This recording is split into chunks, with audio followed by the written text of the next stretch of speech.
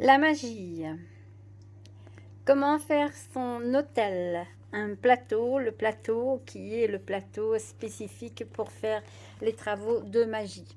Il faut un hôtel, c'est un plateau. Qu'il soit rond, qu'il soit carré, ça n'a pas d'importance, c'est au goût de chacun. Personnellement, j'aime ce qui est rond parce que ça représente effectivement la protection. On s'entoure généralement de ce qui est rond en magie.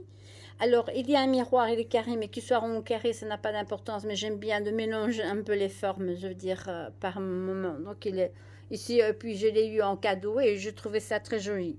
Et il me permet de pouvoir avoir la question d'amplitude, d'avoir la totalité de mon hôtel et de ma magie.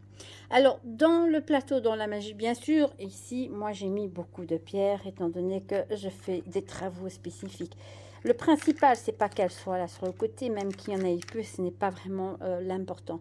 L'important, c'est que vous ayez votre miroir, que vous ayez la bougie qui se met là, bien sûr. Moi, perso, je travaille beaucoup avec les ondes de forme. Et j'adore ce symbolisme. Bien sûr, c'est le symbole de Wiccan, mais je ne travaille pas spécialement en tant que Wiccan. Quoique j'aime bien la magie Wiccan, mais personnellement, je travaille avec la magie énochienne et la magie d'Abraham le Sage, trimégiste, et donc d'autres magies. Voilà, donc j'ai un peu plus holistique. Et chacun fait comme il le veut. Donc vous avez votre hôtel, donc votre plateau. Vous y déposez, moi j'ai mis des plumes qui représentent l'air, bien sûr, comme l'encens. Il y a un encens qui brûle ici, un cône, comme ceci, c'est un encens. Et ça représente l'air. Le feu, c'est un élément, on représente le feu, évidemment. Alors j'ai des plantes qui représentent la terre. Et nous avons l'eau qui représente effectivement l'eau. Et donc nous travaillons donc avec les élémentaux, comme on dit, et il n'y a pas besoin de tout ça spécialement. C'est parce que bon, je pratique la magie depuis de nombreuses années que voilà, chacun fait comme il le sent. J'ai mis moi perso le petit arbre de Sainte-Lucie, mais ça ce sont mes convictions personnelles. Et bon voilà.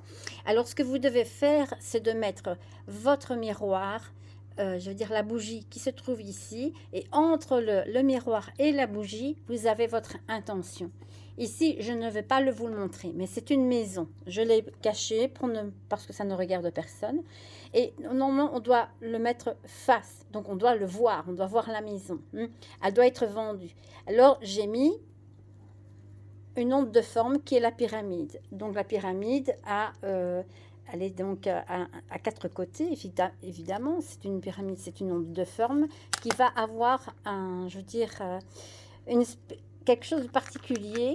Donc, il faut bien la centrer sur l'image en question, bien sûr, quand on la voit. Et j'ai mis, bien sûr, la citrine. Les citrines qui représentent, je pourrais mettre le lapis lazuli si je le voulais, et d'autres pierres, mais personnellement, j'utilise les citrines qui est représentatif de l'argent. Et donc, ici, la principale demande, c'est la vente de la maison en question. Donc, ce qu'on fait, c'est généralement en lune montante, toujours. Et donc, ici, je l'avais fait depuis un petit temps, tant que maintenant. Donc ici, la pyramide qui est l'onde de forme, il y a des autres ondes de forme, hein, bien sûr, il y a les dodécaèdres, les octaèdres, etc. Comme il y a aussi celle-ci, etc. Donc tout va dépendre du travail qui est à fournir. Donc j'utilise la pyramide parce que ces angles, etc., vont prendre une énergie bien spécifique qui vont travailler dessus. L'effet miroir va travailler avec l'effet bougie qui va faire un genre de circulation, on va dire comme ça, et lui c'est le réceptacle et il va le prendre et va imposer l'intention donc au niveau de la vente de la maison. Donc ici c'est votre hôtel de magie. Moi j'ai mis un petit ange, mais chacun pourrait mettre ce qu'il veut, hein. Ça c'est à votre choix. Toujours dans le sens positif, bien sûr, ne mettez pas ce qui est diabolique et des démons. Donc voilà, il y en a qui le font, mais bon, chacun son truc, hein. Donc vous allez utiliser donc votre hôtel qui est principalement axé sur les choses positives. Donc les pierres, donc ça évidemment il faut travailler les pierres, il faut savoir à quoi elles servent. Donc nous avons la citrine qui représente l'argent, mais le lapis lazuli qui pourrait être aussi la vente. Nous avons l'œil de tigre qui représente la protection. Si maintenant je veux mettre une protection sur une personne, je peux effectivement mettre la photo d'une personne, ou alors simplement quelque chose qui lui appartient comme son ADN, que ça peut être les cheveux avec le follicule bien sûr, et toujours l'ADN dans le sens que ce soit la peau, l'ongle, etc. Et nous avons... Alors à ce moment-là, nous pouvons travailler sur la personne, bien sûr, avec son aval, avec son accord, toujours dans le principe de la bonne loi d'intention, et pour le bien-être de toutes les personnes concernées, et bien sûr, que la personne le sache. Bien sûr, si c'est un enfant, il ne sera pas dire oui, je le veux, oui, je ne le veux pas. Donc, c'est pour le bien-être de l'enfant, bien sûr. Donc, toutes les personnes qui peuvent être concernées, qui n'ont pas, je veux dire, la possibilité de dire oui, je le veux ou je ne le veux pas, on le fait dans son bien-être. Ici, pour la santé, évidemment, il est toujours très important d'aller voir son médecin, évidemment. Quand on est, je veux dire, au courant de ce que l'on a comme problème, si c'est un problème au niveau des intestins, peu importe, on va utiliser alors à ce moment-là une cornaline et on va l'imposer sur la personne qui est concernée, sur le ventre de la personne dans l'image. Donc voilà. Donc ici, ma cornaline, je l'ai de l'autre côté, mais ici, ça ne sert à rien. Donc ici, on a aussi une très belle pierre qui est effectivement la labradorite, donc qui, elle, décharge les énergies très négatives et elle purifie, et en même temps, c'est la pierre du thérapeute, entre autres. Hein, donc je pourrais en dire beaucoup, il y a plein de pierres, donc ça, c'est une question, il faut prendre un livre sur les pierres et de les étudier. Donc, vous avez vos plantes, tout ce qui est au niveau de la terre. Vous avez le feu qui est un élément aussi. Vous avez donc votre plateau et l'air qui est représenté par les plumes aussi, mais aussi l'encens. Et nous avons l'eau qui effectivement coule de source. Et nous avons les 4 éléments qui sont entourés. Et nous avons donc le plateau qui est l'autel en question qu'il faut toujours nettoyer et purifier le plus possible.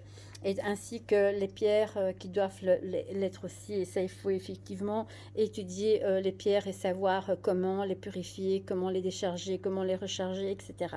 Donc, voilà comment on utilise un autel pour celles et ceux qui me font la demande régulière, parce que ce n'est pas tout simple d'expliquer comme ça par écrit. Je fais des photos en même temps. Comme ça, c'est beaucoup plus simple. Et alors, comme ça, vous pouvez voir ici, tout simplement, ma table de magie. Hein. Voilà. Et alors, donc, bien sûr, mis dans dans le côté jour. Hein, c'est très important aussi. Pourquoi? Parce que les pierres se rechargent aussi. Et en même temps, bon, ben voilà, la clarté amène de quelque chose de positif de toute façon. Même si vous le faites la nuit, peu importe la journée, la lumière, etc., à charger vos pierres ainsi que vos demandes, etc.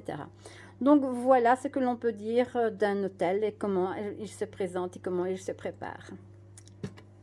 C'était l'explication que vous m'avez demandé. Voilà, et Hakuna Matata.